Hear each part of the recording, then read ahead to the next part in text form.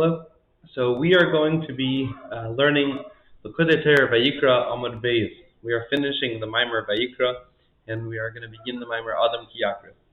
The Maimer Vayikra talked about the Moshe's newfound ability in the in Parshas Vayikra to connect to the Eibishter in a way that he couldn't do when the Mishkan was covered in clouds. That we had at the end of Shemais, but now in Vayikra it says Vayikra that the Eibishter calls to Moshe, Vayikra al Moshe, and in this the Alter Rebbe learns that Moshe has this newfound ability to communicate with God, which we have defined as being the ability to understand the unity of creation, to understand how how the Eibishter, as he is himself, can coexist with an appreciation of creation, and that this quality we have learned is unique to Moshe. It's something that Abraham did not have. That Abraham communicated to God through a malach, but that Moshe has this ability. And what the Alter Rebbe ended off with was that the being that the Torah is nitzchi, the relevance to us is the study of Torah. That when the Torah has the ability to bring makif into our lives, to bring this transcendent component of creation into our lives in a way that is personally relevant. Now the Alter Rebbe continues, and he says that Etzpashtusah Dmesha is b'chol dara. That every Jew has a Moshe component to him, and this is our bitul, because Moshe is bitul. Moshe is וננחנו מה, and in practical terms, this is being basic in Torah in a way of bitul. Now Moshe is also das, that Moshe has the ability to draw down a yichud arein seif into reality, and to make God, to make arein seif relevant to within the boundaries of creation, from the perspective of creation, in a way that rests within our souls and is personally meaningful to every Jew. That they be in a state of ayil ma'id. That ayil ma'id is the word is mlashon ונועדתי l'chashama, that I will arrange my meetings with you there. And the word ונועדתי is a means that we will know God, we will know that God is our lives, and we will know that He is einad milvadai. Now, although this knowledge and this awareness will primarily only happen when Mashiach comes, every Jew has this ability now, because every Jew has the ability to connect to Moshe, to nurture, to receive nourishment from this spark of Moshe, and to intellectually connect with the idea that the physical, that the material, has godliness within it. Now, in a similar sense, we can understand this idea of coming to the ayil ma'id, which means that we come with as the Gemara says, we come with the Talmud in our hands, meaning that the Torah that we have is nislabish and gashmis. Right? The Torah is essentially intrinsically or inherently linked with materialism, as it says, "Va'aneichi sirgalti le'Ephraim kacham al zareisa," that I have set a train for Ephraim, and I took him I will take him by the hands. But the Aneichi is God, and the Aneichi is the God that has lowered himself, that has set this train, that has lowered himself to allow his Torah to be nislabish in dvarim gashmim. And when it says that I've taken them by the arms, this is the Ava and Yira, and this is the Balakan, that a Jew uses Torah as a way of connecting to his source. Now, when it comes to Moshe, the meaning of the phrase that Moshe wasn't able to enter the tent was explained before. But when it comes to the Etzpashtusei Dmesha that exists in every person, this is the das. This is the knowledge that we have within our nefesh elokis of God that is prevented from coming out because it's in a state of concealment within our nefesh bahamas. And in order to reveal that quality, right? In order to reveal the Moshe within each one of us, there has to be an ashrus dla'ila. So the process is as follows. First, through mitzvahs, which is the kacham al zreisav that I've taken you by the hand. The mitzvahs provide us with strength with the ability to draw down makifim to us and to lift up our neshama to connect to God. And this is the Vayikra al Moshe, which Vayikra in this case, right? Unlike the Vayikra that we talked about before, which was Moshe's personal journey, this is our Vayikra. Vayikra is ani hu akayra, that the Eibishter is the one calling to us. And what exactly does that mean? That God calls to us through the mitzvahs, through mitzvahs melech. And the mitzvahs are our guide to understand the profundity of God, and to understand the unity of God with this world. That there's a fascinating medrash which says that the V'yagash hayu, and the medrash continues and says, respect the mitzvahs because the mitzvahs are my shluchim. And shluchai shel adam kamaiseh. What does that mean? That when we do mitzvahs, we are connecting to God Himself. That the word mitzvah, which is mem tzadik vav hey, and the letters mem and tzadik using atbash can be replaced with yud ke. So the word mitzvah can also be read yud ke vav ke, in the sense that the mitzvahs are the ramach evarim the malka, right? The mitzvahs are the limbs of the king. And they are because the mitzvahs are a receptacle or a conduit to God Himself, and so the mitzvahs have been given to us as this conduit. Now, at times, mitzvahs can also be called mitzvahs hamelech, which is a reference to malchus. And so the Alter Rebbe points out that there's the distinction between mitzvahs as they are referred to as the Ivarim, as the representatives or the conduit of God Himself, and in His commandments or His shluchim. And he explains that when the mitzvahs come down here, they taka act as shluchim, and they taka act as the mitzvah of the melech, as the tzava of the king. But in their source, they are in fact the Ivarim de Malka. So, and through the Jew doing the mitzvahs, through the ashrus of a Jew actually doing the mitzvahs, we transform the mitzvahs, or we reveal within the mitzvahs the fact that at their source they are in fact the Ivarim de Malka. And this then is the meaning of the idea of the mitzvahs being called at first shluchim of Hashem, because at the beginning mitzvahs are shluchim. Mitzvahs are representatives that provide us with instructions of a king. And in that sense they come from malchus. But when the mitzvahs are raised up through the ladder of davening, the mitzvahs then reach their source, which is Eivarim de Malka.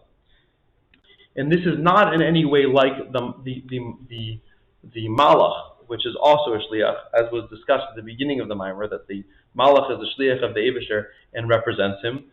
But says the Rebbe that the shlichus of the mitzvah is not in any way like the shlichus of the malach, because the malach is a nivra yesh ma'ayin. The malach is in fact its own entity, and that merely subserviates itself to God to adopt this form. She'enki in the mitzvahs. The mitzvahs are ani hu akayra. The mitzvahs are God Himself, because the mitzvahs provide us with the ability to lift us up and to to lift us up and to lift them up, and to help us connect to God. And this happens through davening. And so the mitzvah performed, the mitzvah performed, and the davening done, then leads us to being asik in Torah, and the Torah is, as we said before, is the actual connection point. The Torah is the actual point at which we can appreciate the makif in our lives, which is why we say Kachenu b'Nisvei, and then we say V'sein Chalkeinu b'Seirosecha. And the hamshacha of this happens through the asik in Torah, and we can now fully understand the phrase that we mentioned before. The beginning of the Maimer, V'ani hu ha'kair, V'ani hu ha'medaber. I am the one who calls, I am the one who speaks. The Ani ha'medaber is the mitzvah, and particularly it's tzedakah. That the Eibusher provides us with this with mitzvahs as a way of beginning to connect to Him, and then we go back to being asik in Torah, at which point we actually appreciate the unity of Seviv and Mamala, of Makif and Pnimi. Adam ki yakrav mikem. The Alter was basing this on the pasuk. Adam ki yakrav mikem. If a man from among them will bring a korban laHashem min habehema min habakar min hatzayin, from his animals, from his cattle and from his sheep, takrivu as karbanchem, you shall bring their korban. So the Alter Rebbe is going to ask about the several grammatical inconsistencies in this pasuk. The first being the fact that the beginning of the pasuk is in the third person. It's speaking about the man that is bringing the korban, and the second half of the pasuk is in the second person, saying what you shall do. The second question the Alter Rebbe is going to ask is that the beginning of the pasuk is in lashon yachid, is singular, and the second half of the pasuk is b'lashon rabim, that they shall bring their korban. The third question is that the pasuk should read Adam mikem ki yakrav, if a man from among them shall bring, but instead it reads if a man from them shall bring, Adam the Adam ki yakrav mikem, if a man shall bring from them. Now, to explain all these things, we have to begin with the idea that we have within us a nefesh elokis and nefesh bahmit, an animal soul and a godly soul. The nefesh elokis has its source from the level of Adam, as it says that I have made a man in my image, and it also says that on God's throne there are four faces. One of them is the face of a man, and that is the source of the nefesh elokis, that descends down here to enter the body. The nefesh bahmit is taken from the Ifanim, and at its ultimate source is the face of the ox on the throne, is the animal faces on the throne. And the purpose of the neshama down here is in order to be mevarer, in order to refine the nefesh bahmit through iskafia and ishapcha, that the nefesh elokis is nislabish in the body, is nislabish in the nefesh bahmit. It is mispayin, it meditates on the idea of Hashem Echad, which happens when we say Shema Yisrael, and the result of our hispainus is that we have a hafta b'chol avavecha, that we love Hashem with all our hearts, meaning with b'shnei yitzarecha, but with our two inclinations, both the nefesh bahmit and nefesh elokis. Now, the process of refining the nefesh bahmit requires that we first reach the nefesh bahamit's source, which is why we begin before we actually say Kriya Shema, we begin by reading by Birchas Kriya Shema, which is where we describe the source of the nefesh habahamitz, which is the malachim. Now, when we confront the nefesh bahamitz, and we refine the nefesh bahamitz, this also makes an aliyah in the nefesh elokis. So there's a degree of reciprocity. that the nefesh elokis also benefits from this process. And the process is as follows. There's a ha'alas man, which is the feminine first has to rise up, and this is an asusat l'sata, right? A arousal from below, that the lower level makes the effort to rise up, and this draws out an asusat l'dal'ilã, and the kind of the quintessential paradigm of this is the karbanos, that we give the karbanos, and then the Eibishter responds with his reach nichayach, with his pleasure.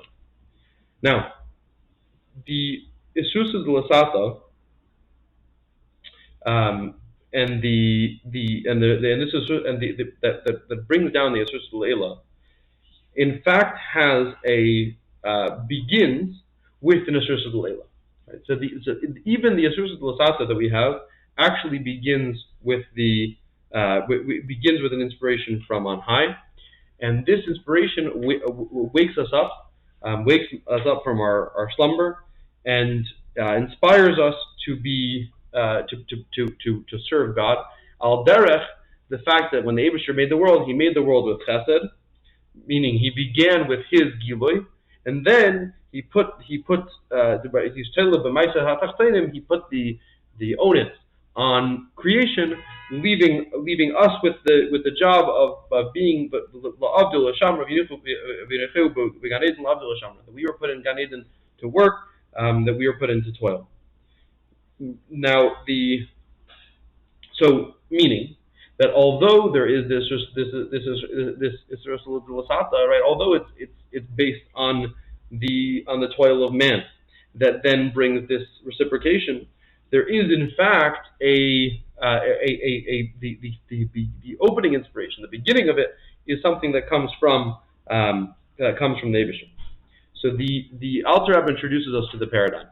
He says that in the service of man, of Hashem, in Avodas Hashem, there's two ways of serving Hashem. Sometimes somebody achieves an asusat l'sata through tremendous work, and that he meditates on God, he attaches himself intellectually to the Eibishter, and through this effort of drawing close to Hashem, he produces an asusat l'sata, which then in turn he receives and he experiences an asusat l'dal'ilã. Then there are times that we feel inspired without having done any work whatsoever. That we see, says Alter Rebbe, that we find many times that people, while they're davening, they're suddenly gechapt with an inspiration, and they are on fire with this inspiration. But what we also find is that almost immediately after the inspiration comes, the inspiration leaves. And so says the Alter Rebbe, the reason that it works like that is that this was actually an asusat l'dal'ilã. This was a divine inspiration. And the distinguishing factor, the reason that one person lapses almost immediately, and the other person has a longer lasting response, is that when there's a real asusat l'sata that begins with the person working, that has a lasting ability, because the light that was drawn down was the pnimius, and the heart that experienced this had prepared itself for this experience. So the asusat l'dal'ilã, the divine response that is experienced after the hard work, has a place to land, so to speak. Masha'en came when there is no work, and it's only a inspiration that comes from on high. That inspiration can disappear almost immediately. It has no long-lasting ability, because the spark of inspiration can leave almost immediately. And the kind of the paradigm for this is the ishmazriya tchila yeledes nekeva, that Isha Mezras Chila Yeladas Zachar. That when it begins with when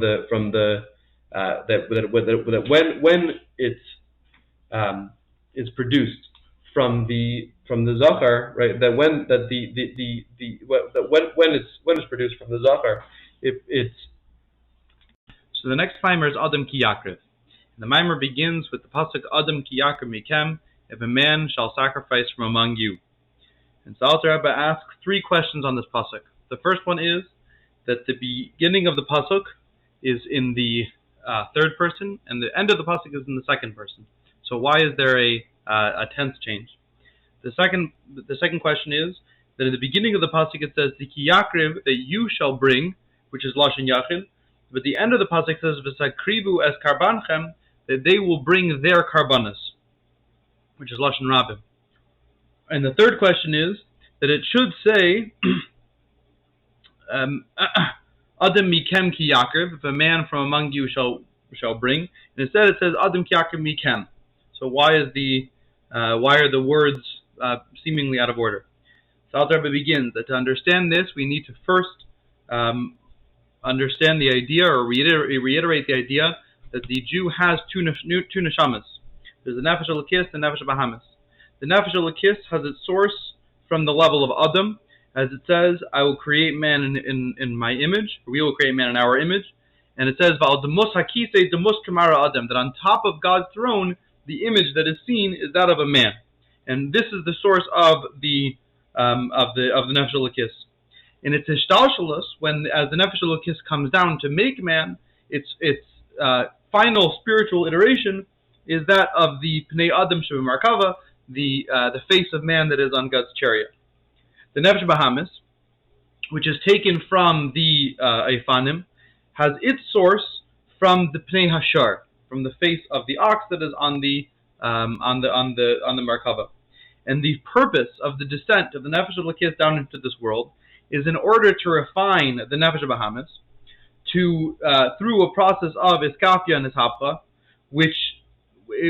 by which and the process of this is that the nefesh elokis thinks about Shema Yisrael and thinks about Hashem Echad, and it impresses upon the nefesh bahamis the reality of Hashem Echad, and the result is v'ahavta es Hashem Elokecha b'chol levavecha, with all your hearts, or with both of your hearts.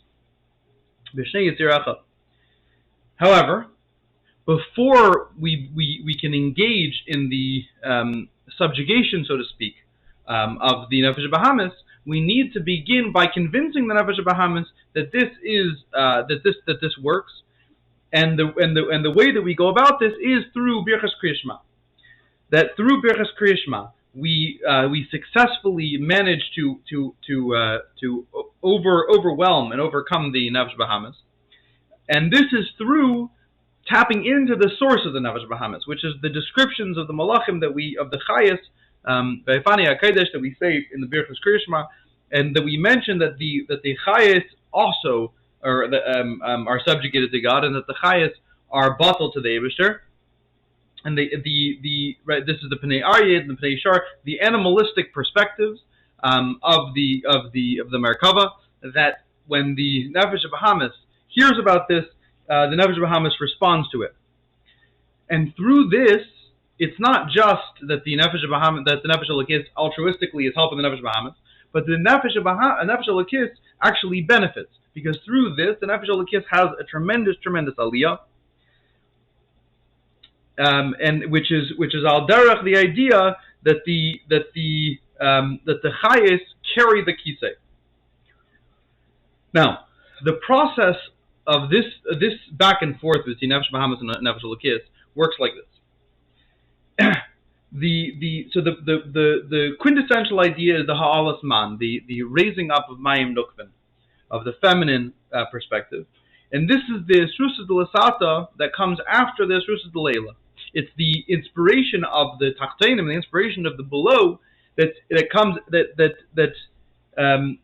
afterwards draws down a divine response, which corresponds to the reich nichayach that we achieve when we give karbanas, that when a Jew gives karbanas, God responds with pleasure. So in a similar way, when we offer up, so to speak, our nefesh bahamis, the Eibishter responds by giving us inspiration. However, in any inspiration that comes mamata lamaila, that comes from us, there is in fact a preceding inspiration that comes lamaila lamata. There's an esrusa dla'ila that leads to the esrusa dla'sata. This original esrusa dla'ila awakens us from our slumber, arouses us to leave the bounds of in which we were originally placed. Much like the world was created originally through chesed, and afterwards the Eibishter relies on man to be in the garden, la'avdo l'shamra, right? It relies on man to use the chesed that we received in being created to refine the world. In a similar way, we are given the same responsibility once we are given divine inspiration, that we should respond and we should reciprocate by refining the world. Now, in Avodas Hashem, we can kind of crystallize this process by the observation that when it comes to people being inspired, there's two distinct types of people. On occasion, we find ourselves being inspired by hard work, by toil, that we take godly ideas, we process them, we chew on them, we try to master them, and through a lot of our own work, we reach a point of inspiration. This is an esrusa d'lasata that then leads to an esrusa d'leila. This is something that comes from mamata l'mayla.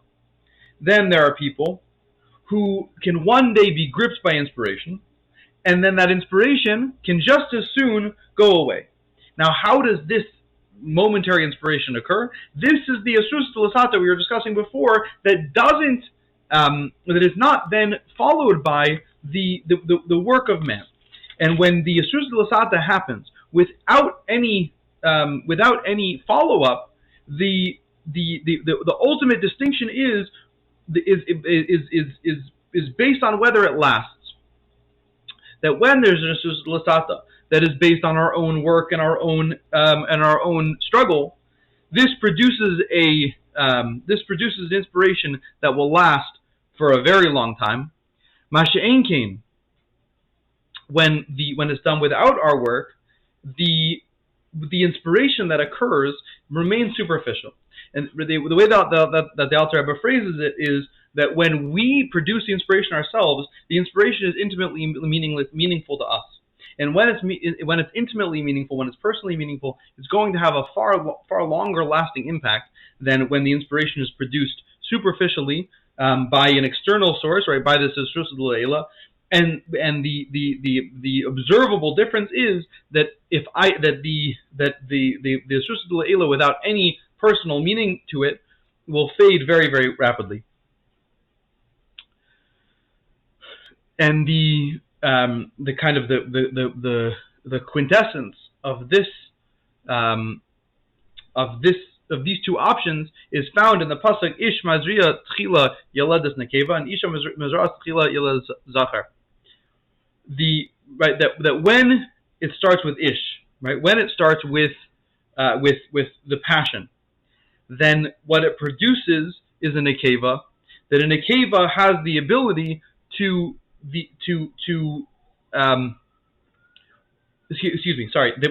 that when we begin, and this is the idea of the ish mazriya tchila yeledes nekeva, that nekeva nashim daiten kalas, that the feminine fades quickly and is quickly lost. The inspiration of davening is quickly lost in the taivas ha'olam.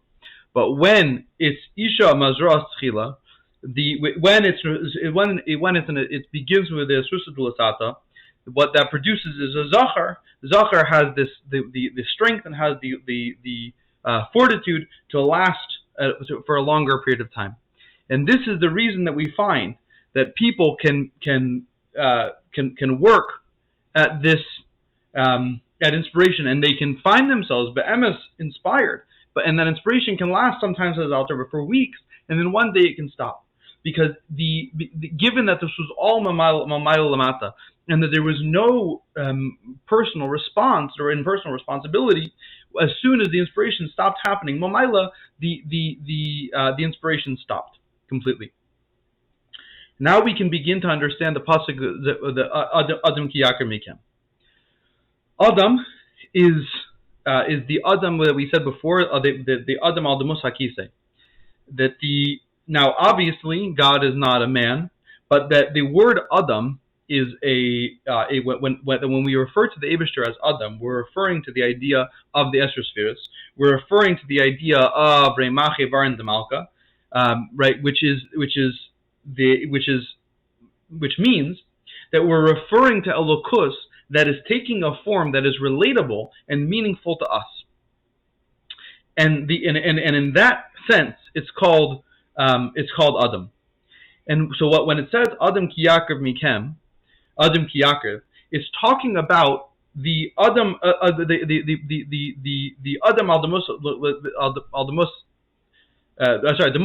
kamara Adam that was on the kisei, which is Adam ha'elyon, and and this is divine inspiration that we as humans experience, and the nature of this is that it's ki yakar mikem because it comes from us. That it's mikem mamish, that the nefesh Adam is being offered, is being brought close to the Eibishter, and therefore it says the word mikem. Instead of this is the reason why we have the Adam ki yakar mikem instead of Adam mikem ki yakar. That Adam mikem ki yakar would imply the simple meaning. Right? Adam mikem ki yakar would imply that he comes close.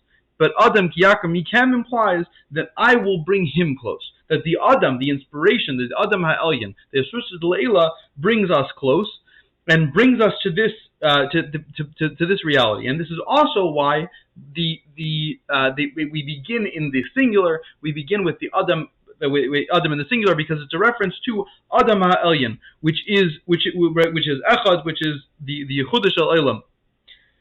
Now the pasuk continues and says that the Korban is brought mina behema, and it ends off to takrivu es karbanchem, and this is now lashon rabbim, because the end of the pasuk is a reference to the Jewish response. That when we see the Adam ki yakar, when we receive the divine inspiration, we need to continue by being takrivos karbanchem, by bringing our own karbanos, by responding to that inspiration, by heeding the call. And the pasuk gives us a very clear set of instructions. It says that when you are inspired, this first thing you have to do, the immediate response you have to do, is to use that inspiration to produce your own emotions, to engage your nefesh bahamis, and to offer up you offer up your behema on the mizbeach, right? To give of yourself and to give of your behema, and that's why the pasuk ends off shehu min habakar. That's what the pasuk continues, shehu min behema min habakar, as we are going to explain. Now, the another pasuk al derech this is mashchini achrecha narutza. Draw me after you, and I will run. That when we are drawn, right? That when we are mashchini, that when we are drawn to after God with the dla'ilã, our response has to be narutza. We need to run after it, and this response is the only thing that will allow our original inspiration to have a permanent effect. And if not, the inspiration will immediately fade. And when we respond properly, when we respond appropriately with this is what produces the long lasting asur. The technical aspect of this is explained in this sagrayim that the Alter Rebbe explains that the reason that the karbanos work, the reason that the behema works, is that there's yisra na'ar min ha'cheshach, that through this beer of the nefesh bahamis, this produces a longer lasting and more meaningful response. Now, this korban that we bring is mina behema, and as opposed to the adam ki yakrev, which was said to be mikem, because the nefesh elokis, which leads us back to the relationship between nefesh elokis and nefesh bahamis. That when it's adam ki yakrev, this is dla'ilã, this is the nefesh elokis alone. That the nefesh elokis responds to this, because the nefesh elokis has a natural inborn love for elokus, and a natural and is naturally drawn towards the gilui. So when it experiences this inspiration, when the nefesh elokis experiences this dla'ilã, the nefesh elokis immediately responds by being inspired. Masha'enki in the nefesh bahamis, that the nefesh bahamis is geschickt in taivas, and the nefesh bahamis is geschickt in gashmis. And so when the nefesh bahamis experiences this dla'ilã, the nefesh bahamis does not naturally respond. He's not naturally inspired, and this is avodas adam. When we say that the avodas adam is to be mevar the nefesh bahamis, what we're saying is that the nefesh elokis has to figure out language by which to inspire the nefesh bahamis to appreciate and understand the esrus dla'ilã, because the esrus dla'ilã is not going to be automatically understood, and that's why the end of the pasuk involves the behema as opposed to the beginning of the pasuk involved being mikem. The beginning of this service has to be a skafia, and the skafia has to be in the shleishi levushay nefesh, has to be a machshava dibra maisa with sur meira na'aseh toiv, and then afterwards we can come to ishapcha. The meaning of the phrase mina behema is a reference to that, in that the purpose of bringing this korban, or the method by which we bring this korban, is specifically through its shirish, as we mentioned before, through the sharish of markava, through the birchas kriyas shema. This process engages the nefesh bahamis completely, and this complete engagement produces a vivid and a very intense response in which the nefesh bahamis actually has the ability to change. And the pasuk explains this by saying min habakar min hatzayin. Min habakar min hatzayin, from the cattle and from the sheep, is a reference to two different ways in which a person can be involved in taivas. The bakar is the cattle, is the passion, is the intense nefesh bahamis, the nefesh bahamis that feels anger and feels hatred. Masha'enkin, and the tzayin is a nefesh bahamis that is naturally more edel, is naturally more kind. And what the pasuk is telling us is that both the grub and nefesh bahamis, right, both the bakar and the tzayin, right, and the more edel nefesh bahamis, both of them need to be addressed, and they both need to be addressed in the manner of ishapcha. They both need to be turned towards the Eibishter completely. And each person, says the Alter Rebbe, knows in themselves which of these two is greater, and how much each of us is involved in each one of these taivas. But it's our responsibility to try to be mevar them both. And coming back to this pasuk, mashcheni, the mashcheni acharecha narutza, mashcheni is again the lashon yachid. That the mashcheni is the esrus dla'ilã that only inspires the nefesh elokis, that only the nefesh elokis experiences elokus, and the nefesh elokis then responds by running towards God, because the nefesh elokis' natural inborn love for God is aroused by this revelation. But the acharecha narutza that we will run after is a reference to the two ritzaynus of nefesh elokis and nefesh bahamis. That the pasuk continues, Haviani hamelech chadarav, that the king brought me to his bedchamber. the chadarav is his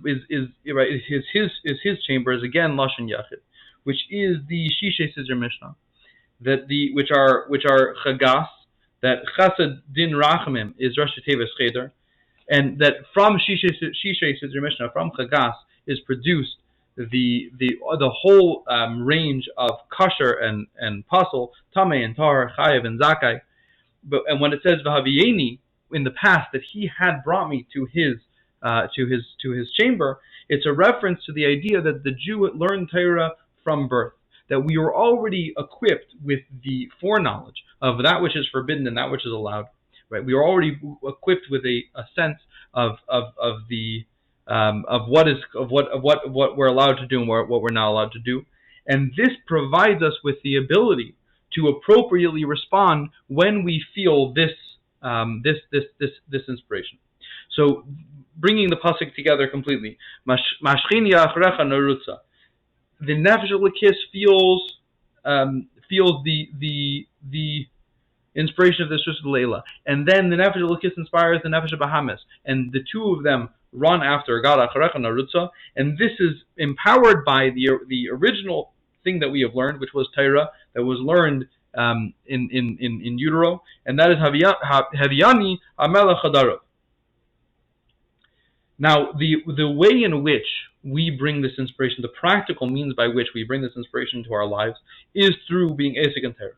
Because another interpretation of this Adam, the Adam ki Yakrib, it's Adam as the Ramach Pekudin, Ramach Evar and the Malka, which is the 248 positive commandments, the Shasal Leisa say, the 365 the negative commandments, that through learning Torah and through keeping that Torah, this is the practical means by which we take advantage of an Asur Dla'ilã, and that through being Asik and Torah, this draws down this kiyakriv, like the idea of Karav Hashem l'chol karav l'chol asher yikru be'emes, because ein emes ela Torah, that God's response to us calling to Him is this is Torah.